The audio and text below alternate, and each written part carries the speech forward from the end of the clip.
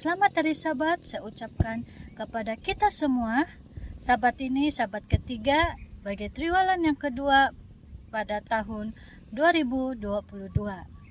Saya mengucapkan terima kasih kepada kita semua yang telah mengikuti Pamasi Media sebagai kebaktian secara maya.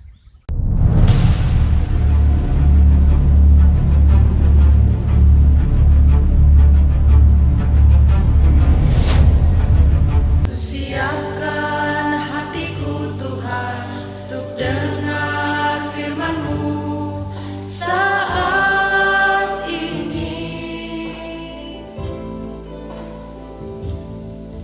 Ku sujud menyembah-Mu Tuhan, masuk hadirat-Mu saat ini. Curahkan urapan-Mu Tuhan bagi jemaat-Mu saat ini.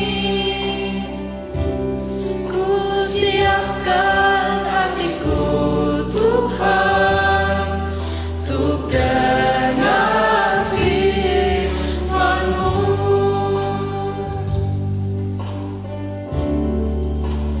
Firman-Mu Tuhan tiada berubah.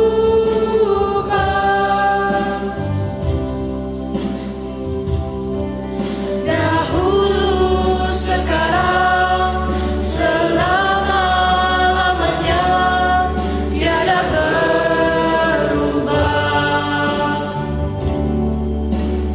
Firman-Mu Tuhan penolong hidupku. Ku siapkan hatiku Tuhan untuk dengar firman-Mu.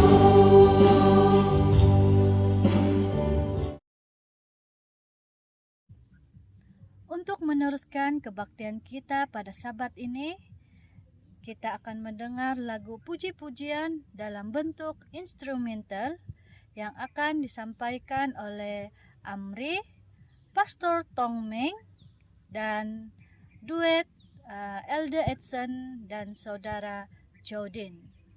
Dipersilakan.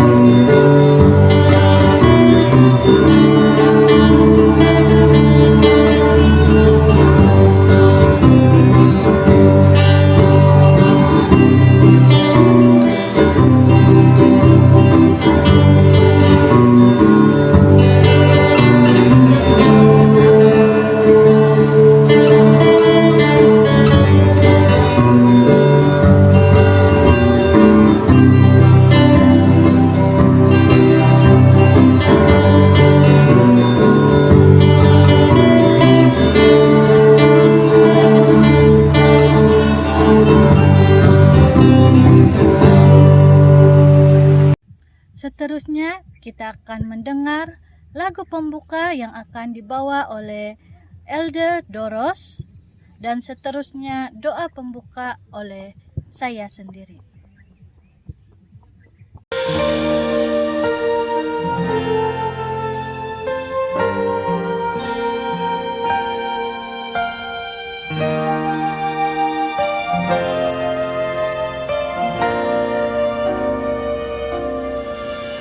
Tingahang ilod tawan rombi tuon ruung do isiriban sakoto tomo intangai posorili kanlawahon itino sulu minamangun toko miagal di lotadaw doti tawa mama bang posorili pomoguna koposion tosono papa nulinaw sulu minamangun toko ralan mo gisuayang pamanahong toko o kilong mo kiki o gumuo ko sulu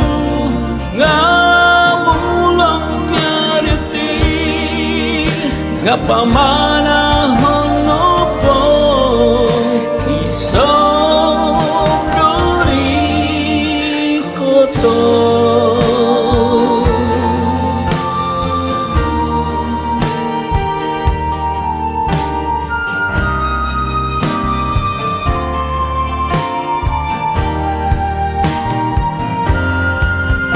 itinong tawayaan toko tulu mogi susuai ralan pamanahon yada ai itaraan omigi taino babang di sulu minamangun toko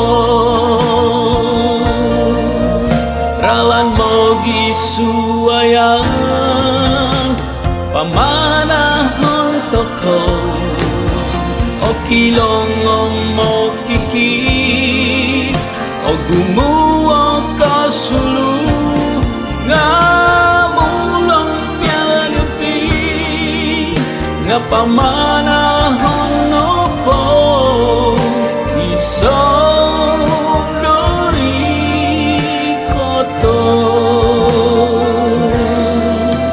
ngamulong piarti nga pamanahon no po isong duri ko to.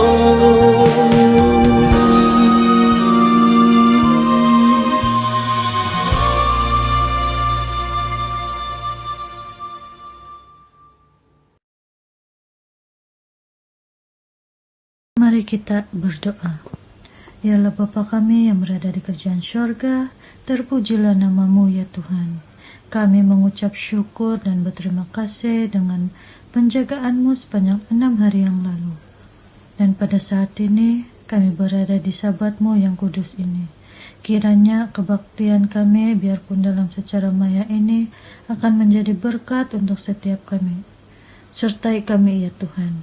Bimbing kami dan ampunilah segala dosa kami. Saya serahkan doa ini dalam nama Yesus Kristus yang telah menjadi juru selamat kami. Kami mengucap syukur. Amin. Sekarang kita akan mendengar cerita mision yang akan disampaikan oleh Puan Emily. Salam damai, selamat pagi dan selamat hari Sabat. Hari ini saya akan sampaikan cerita mission, sambungan daripada cerita mission sahabat lepas yang bertajuk Saya Orang Mati, bahagian 2, yang disampaikan oleh Alfred C. McDonough. Setelah 11 tahun menjadi penginjil literatur, Alfred menerima beasiswa untuk berkuliah menjadi pendeta di Universiti Solusi di Zimbabwe. Namun 4 bulan sebelum kelas kependetaan itu dimulai, Alfred dan istrinya Fortunate terlibat dalam kemalangan kereta. Namun banyak mukjizat yang Alfred masih tidak fahami sampai saat ini. Yang pertama, Alfred masih tidak memahami mengapa Alfred dan istrinya selamat daripada kemalangan itu. Sedangkan pada saat itu mereka duduk di bahagian hadapan dan 3 orang penumpang lain di bahagian belakang tidak selamat. Alfred juga tidak mengerti mengapa dia tidak lumpuh, karena selama menjalani rawatan, ahli terapi fisiknya bertanya sambil memegang laporan fizikal Alfred, "Apakah Anda seorang berdoa?" Pertanyaan terapis itu. Dan Alfred menjawab, "Ya, saya seorang yang suka berdoa. Hasil daripada laporan yang saya pegang menunjukkan Anda sepatutnya lumpuh dari bahagian leher hingga ke bawah. Dan dengan laporan seperti itu sepatutnya Anda sudah meninggal dunia. Saya akan lebih berhati-hati dengan kamu karena saya sangat ngeri." Terapi itu cakap dengan si Alfred. Alfred juga tidak mengerti bagaimana ambulans boleh datang dengan cepat pada hari kemalangan itu. Manajer bahagian tambang emas lokal mereka yang memandu kenderaan pada masa itu berada di belakang pickup mereka. Dan semasa kecelakaan itu berlaku, dia menyaksikan kemalangan itu dan menghubungi dengan cepat pekerja yang berada di office untuk menghubungi ambulans agar segera tiba di kemalangan tersebut. Alfred juga tidak mengerti bagaimana dia boleh menerima beasiswa kependetaan 3 bulan sebelum kemalangan tersebut, kerana tanpa beasiswa tersebut dia dan istrinya tidak dapat membiayai kos perubatan yang sedang mereka terima pada saat aksiden itu berlaku. Dengan beasiswa medik yang mereka terima daripada beasiswa kependetaan, Alfred dapat menampung sebanyak $36,000 AS kos rawatan mereka, dan itu adalah satu jumlah yang besar di Zimbabwe. Alfred juga tidak mengerti bahawa satu-satunya ahli pembedahan ortopedik yang menjalankan pembedahan terhadap Alfred pada masa itu mempunyai waktu yang terluang untuk menjalankan pembedahan itu. Sepatutnya ahli pembedahan itu dalam keberangkatannya ke Perancis. Namun pada pagi itu, doktor itu sempat merawat dan membedah Alfred, dan pada petangnya pula dia terus bergegas ke airport untuk pergi ke Perancis. Dan Alfred bertanya kepada Tuhan, "Mengapa engkau membiarkan kami hidup? Kami sudah seharusnya mati di tempat kejadian." Alfred mempunyai 2 jawaban kepada pertanyaannya sendiri. Yang pertama, mungkin Alfred dan istrinya belum siap untuk mati, dan Tuhan memberikan mereka kesempatan untuk bersedia. Dan yang kedua pula, Tuhan menyelamatkan mereka kerana mereka masih mempunyai pekerjaan yang harus mereka lakukan di ladang Tuhan. Sejak kemalangan itu, kehidupan cara berdoa Alfred berubah. Dia lebih sering berdoa, dan Alfred sering memohon kepada Tuhan untuk memberikan kekuatan untuk melakukan yang terbaik setiap saat. Dan dia juga memohon kepada Tuhan, berdoa kepada Tuhan untuk bekerja dalam setiap kelemahan yang Alfred miliki untuk bekerja sehingga pada saat dia dipanggil Tuhan, dia siap untuk berdiri di hadapan Tuhan. Alfred juga berdoa, memohon agar Tuhan membantu Alfred untuk tidak kehilangan semangat dalam pekerjaannya, dalam menjalankan perintahnya.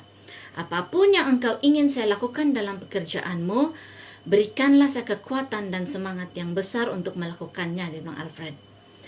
Kadang-kadang saya juga melakukan kesalahan, tetapi saya selalu datang kepada Tuhan dan berdoa.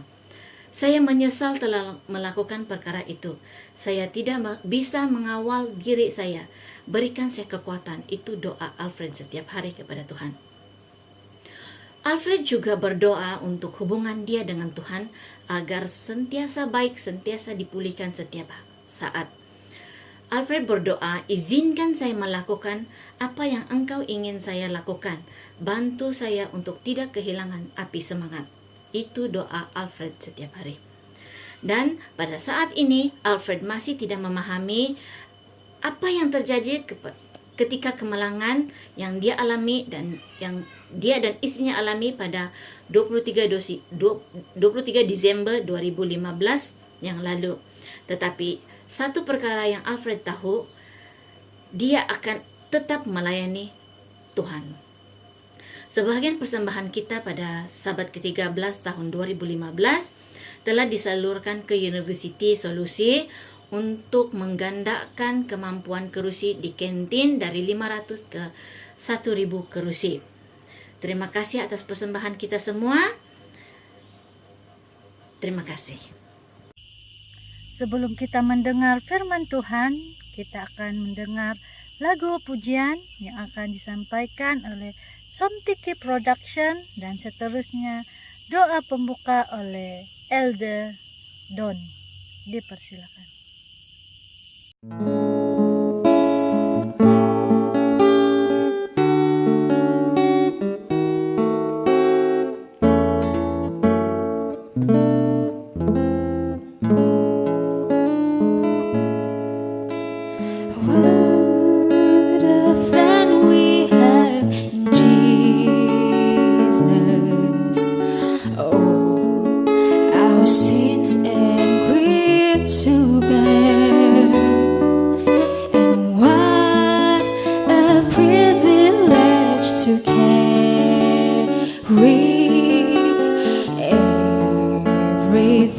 To God in prayer.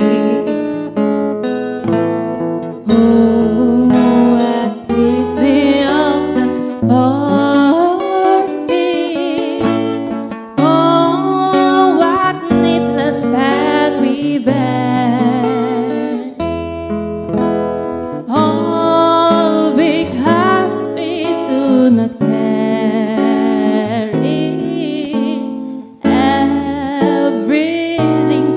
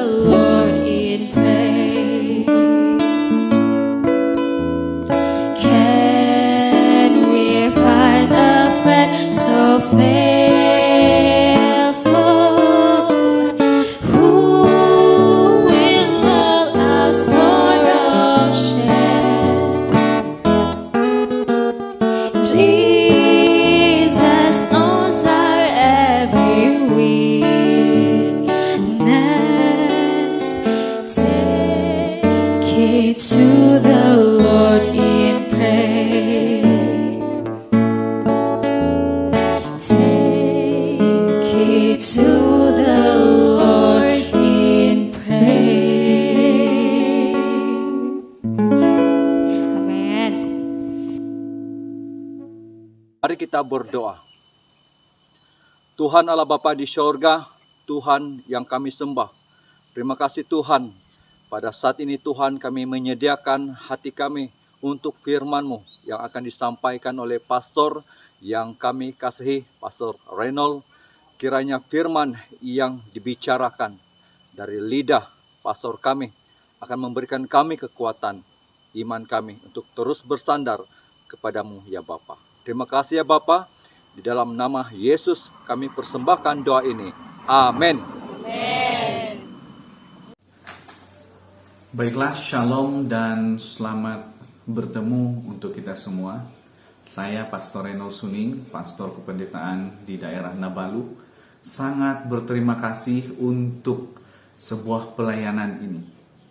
Dan saya juga bersyukur karena dapat berkongsi di mana pelajaran Tuhan pada kali ini membawa kita kepada satu pengertian di mana kita harus menjadi dan memenuhi permintaan ataupun perintah Allah bahwa kita adalah terang dunia. Namun sebelum kita pergi lanjut untuk mempelajari firman Tuhan kali ini, mari kita semua tunduk kepala dan kita akan berdoa. Mari kita berdoa. Maha besar Bapa di surga, terima kasih untuk ruang dan waktu ini. Kami dapat bersama untuk mempelajari dan mengerti firman Tuhan. Biarlah kiranya dalam waktu ini Engkau akan menyertai dimanapun kami berada, supaya kami dapat untuk mengupas dan juga memahami dengan lebih terang lagi akan maksud Tuhan dalam kehidupan kami. Tolong bawa kami lebih dekat kepada Tuhan. Biarlah Yesus Kristus yang akan mengajari kami, dan hamba-Mu hanyalah sebagai satu alat untuk menyampaikan ini dalam bahasa manusia. Terima kasih Tuhan, dalam nama Yesus. Amin. Oke, tanpa tidak membuang waktu, judul saya kali ini adalah lebih dekat lagi. Kali ini kita akan mengupas bagaimana kehidupan kita sebagai umat-umat Kristen, dan kita akan melihat, mungkin secara ringkas saja, tidaklah mendalam sangat kita belajar kali ini, namun ini cukup untuk menjadi bekal kita untuk 1 minggu akan datang. Dan pada kali ini kita adalah diingatkan sekali lagi sebagai jemaat yang menjadi terang dunia. Kalau kita baca dalam Matius 5 ayat 14 hingga 16, kita semua adalah terang dunia. Kita semua adalah terang dunia. Mari kita buka sama-sama. Matius 5 ayat 14 hingga 16. Matius 5 ayat 14 hingga 16 mengatakan, "Kamu adalah terang dunia. Kota yang terletak di atas gunung tidak mungkin tersembunyi. Lagi pula, orang tidak menyalakan pelita lalu meletakkannya di bawah gantang, melainkan di atas kaki dian, sehingga menerangi semua orang di dalam rumah itu. Demikianlah hendaknya terangmu bercahaya di depan orang, supaya mereka melihat perbuatanmu yang baik dan memuliakan Bapamu yang di sorga." Ada beberapa esensi yang dapat kita lihat di sini, di mana kita diingatkan kembali bahwa Anda dan saya adalah terang dunia. Bagaimana supaya kita menjadi terang dunia? Mari kita buka sama-sama dalam Yohanes 8 ayat 12. Yohanes 8 ayat 12 memberi kita input bahwa kita harus punya satu ikutan ataupun satu patokan. Siapakah itu? Mari sama-sama baca ayat yang ke-12. "Maka Yesus berkata pula kepada orang banyak, katanya, Akulah terang dunia, barang siapa mengikut aku, ia tidak akan berjalan dalam kegelapan, melainkan ia akan mempunyai terang hidup." Artinya, kalau kita mau menjadi terang, kita harus mencari punca terang itu. Dan Yesus telah mengatakan, "Akulah terang dunia. Maka siapa yang mengikut aku dan ada di dalam aku, maka dia akan memperoleh terang dunia." Artinya kalau kita mau menjadi terang dunia, maka kita harus mengikuti Yesus Kristus, karena dialah sumber terang itu. Tidak ada sumber terang yang lain. hanya Yesus Kristus, dan hanya kita akan temukan Dia dalam Alkitab ini. Sekarang ini, mari kita lihat bagaimana Yesus menggambarkan dirinya dan menggambarkan relasi ataupun hubungan antara Yesus dan kita sebagai manusia. Mari kita buka sama-sama di dalam Yohanes 15 ayat yang kelima. Yohanes 15 ayat yang kelima melambangkan kita ini sebagai tumbuhan. Ya, kita baca, akulah pohon anggur, akulah pokok anggur dan kamulah ranting-rantingnya. Barang siapa tinggal di dalam aku dan aku di dalam dia, ia berbuah banyak, sebab di luar aku kamu tidak dapat berbuat apa-apa. Artinya, kalau kita ini adalah ranting-ranting dan Yesus adalah pokok, Dia adalah sumbernya. Dan jikalau sebuah tumbuhan, kalau mendapat nutrisi yang cukup, maka tumbuhan itu akan berbuah dan kita akan mengeluarkan buah. Kalau kita berada pada pohon yang benar, maka buah-buah roh dalam Galatia 5 ayat 23 dan 24 dapat kita laksanakan. Saya rindu mendengar anak-anak bernyanyi di gereja.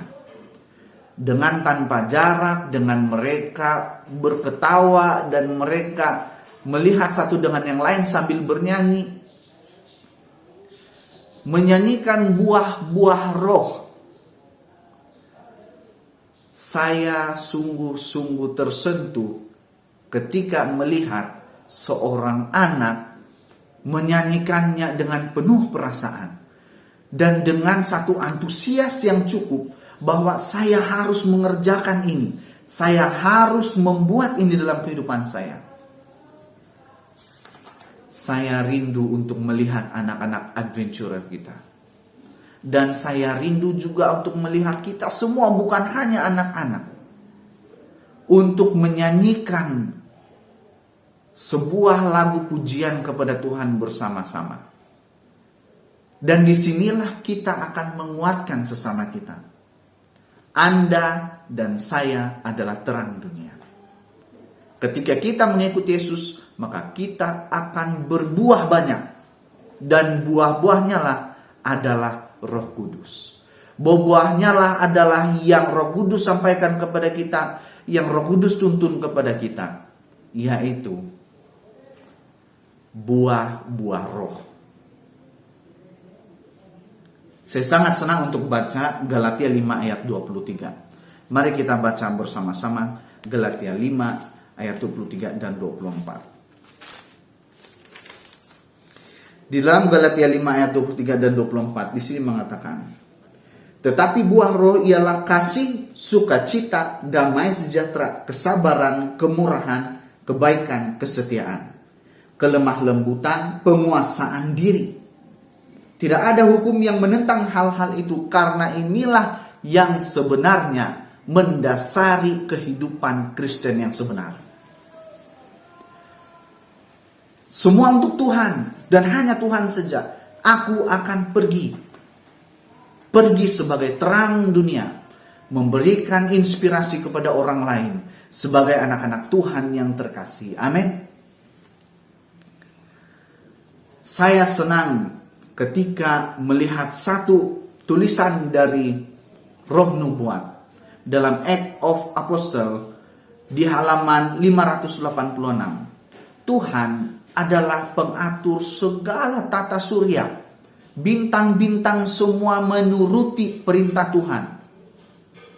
Dan kalau bintang-bintang harus bersinar, maka mereka harus ikut Yesus. Mereka harus ikut yang mengatur tata surya supaya mereka terus bersinar. Apa terjadi kalau mereka tidak mengikuti? Maka di sanalah yang akan dipanggil the fallen angel, bintang timur ataupun bintang yang jatuh. Ya, bintang fajar, maafkan saya, bintang fajar. Ya, yang jatuh. Kisah 1 ayat 8 mengatakan ada suatu oknum yang akan menuntun kita menolong kita untuk bersinar. Ya, mari kita baca sama-sama dalam Kisah pasal pertama ayat yang ke-8. Tetapi kamu akan menerima kuasa kalau Roh Kudus turun ke atas kamu, dan kamu akan menjadi saksiku di Yerusalem dan di seluruh Yudea dan Samaria dan sampai ke ujung bumi. Artinya, ketika kita minta Tuhan, minta Roh Kudusnya untuk bersama dengan kita, maka kita akan bersinar, kita akan menjadi terang dunia. Yohanes 3 ayat 19 hingga 21. Mari kita semua baca sama-sama. Apa yang terjadi di sini tentang kehidupan manusia sehari-hari. Yohanes 3 ayat yang ke-19 sampai 21. Saya bacakan di sini. Dan inilah hukuman itu. Terang telah datang ke dalam dunia, tetapi manusia lebih menyukai kegelapan daripada terang. Sebab perbuatan-perbuatan mereka jahat. Sebab barang siapa berbuat jahat, membenci terang dan tidak datang kepada terang itu, supaya perbuatan-perbuatan yang jahat itu tidak nampak.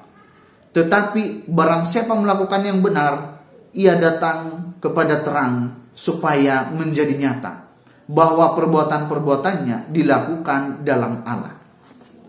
Ingat saudara dan saudari, ketika Yesus datang, manusia dibutakan oleh keinginan mereka, oleh kehormatan mereka, oleh jabatan mereka, oleh siapa mereka, latar belakang mereka, tanpa mereka melihat dengan lebih dalam misi Yesus Kristus untuk menyelamatkan kita. Kabar itu sudah sampai kepada kita. Kenapa belum bertindak lagi? Jawabannya adalah karena saya masih sayang dengan dunia ini. Ketika Anda dan saya mau untuk mengikuti Yesus, bersedialah untuk menyangkal diri kita. Mengatakan tidak kepada keinginan kita, tetapi mengatakan iya kepada keperluan yang Tuhan sudah sediakan bagi kita. Karena inilah misi kita saat ini. Semuanya untuk Tuhan. Hanya Tuhan saja. Aku akan pergi. Anda dan saya akan berbuah banyak ketika dalam Tuhan. Walaupun pada dasarnya di dunia ini kita akan mengalami yang maknanya, yang namanya sakit-sakitan. Tetapi tetap kuat saudara dan saudari. Karena Tuhan sudah menyediakan jauh lebih indah kepada kita di masa yang akan datang. Mari kita lihat kepada sebuah peristiwa dalam kehidupan kita. Mari kita jalani satu pengembaraan bagaimana masa lalu kita dibentuk dan bagaimana kita membentuk masa lalu kita. Mungkin dalam masa lalu kita itu, kita berjalan dalam keinginan kita. Dan apa yang kita dapati dalam keinginan kita.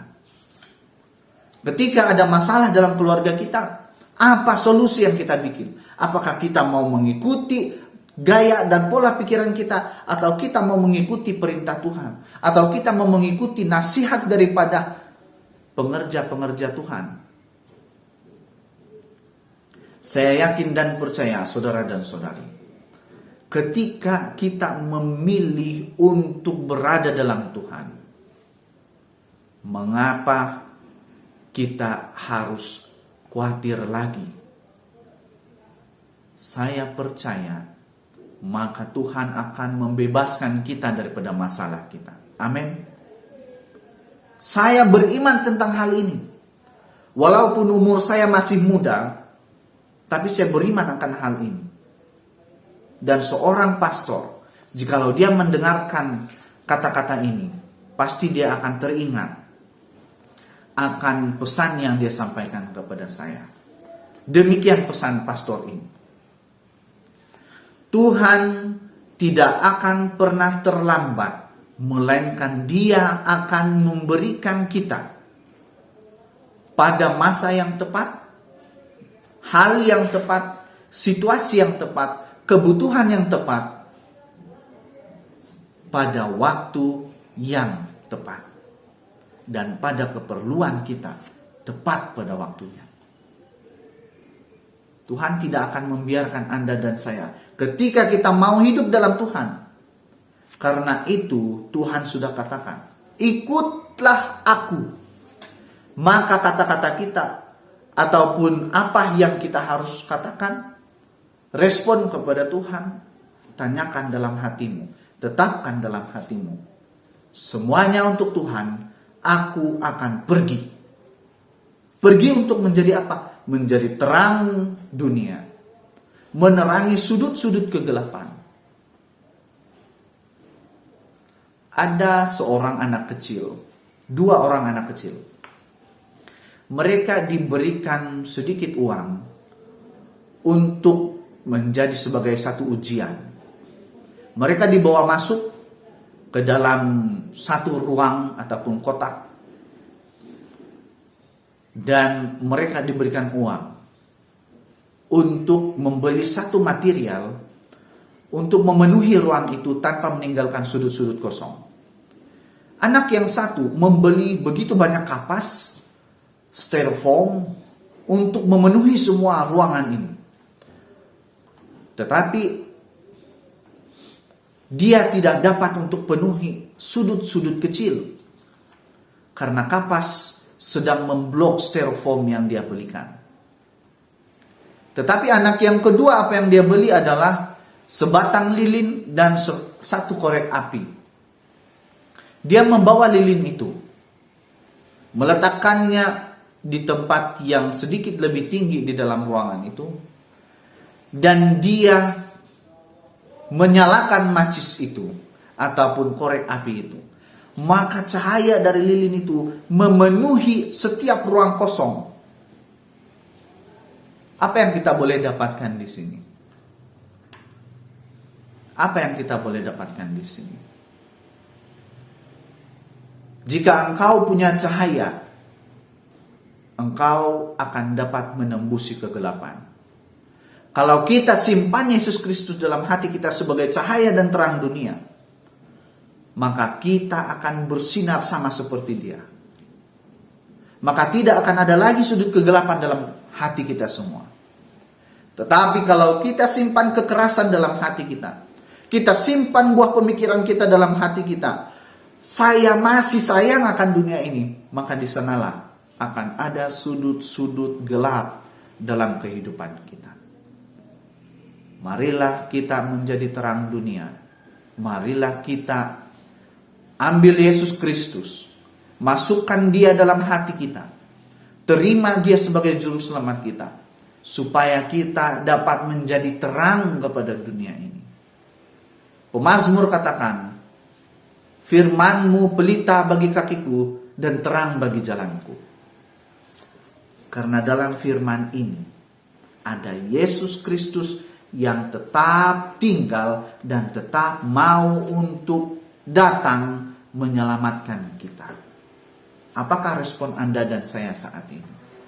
Sebagai kesimpulan dari pelajaran kita harus jadi terang supaya kita juga dapat menunjuk jalan kepada mereka yang dalam kegelapan. Dan kita harus terima terang dari Tuhan, melihat kuasa Kristus yang begitu luar biasa menebus kita. Dan kita hayati itu, kita akan melihat bagaimana kuasa Tuhan akan menyertai kita. Dan kita harus terhubung dengan Yesus. Sama seperti 1 Tesalonika 5 ayat 17 katakan, tetaplah berdoa, berhubung dengan Tuhan, pencipta kita. Marilah kita menerima kuasa dari Yesus Kristus, sebagaimana Dia sudah menumpahkan darahnya, percuma untuk kita semua.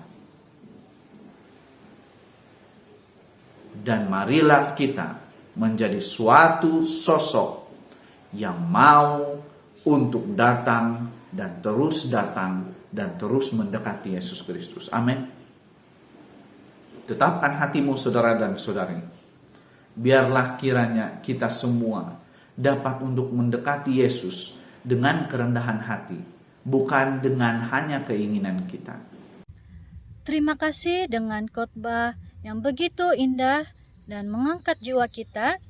Dan sekarang kita akan mendengar lagu penutup yang akan disampaikan oleh Mel Chorus, dan seterusnya doa penutup oleh pastor sendiri. Dipersilakan.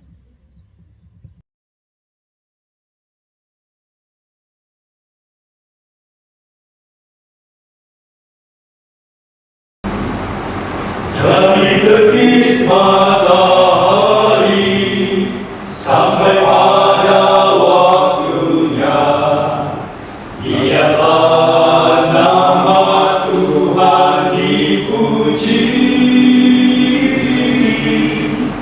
Di bandar atau di desa, di laut atau di darat, biarlah nama Tuhan dipuji. Pujilah, pujilah, dengarlah suaranya. Pujilah, pujilah, dan bersukaria. Datang pada Bapa Yesus anaknya, dan beri kemuliaan pada Tuhanku. Puji pada Tuhan karena cintanya, berikan anaknya untuk manusia. Dosa dihapuskan dengan korbannya, memberi hidup untuk semua manusia. Pujilah, pujilah, dengarlah suaranya. Pujilah, pujilah, dan bersukaria.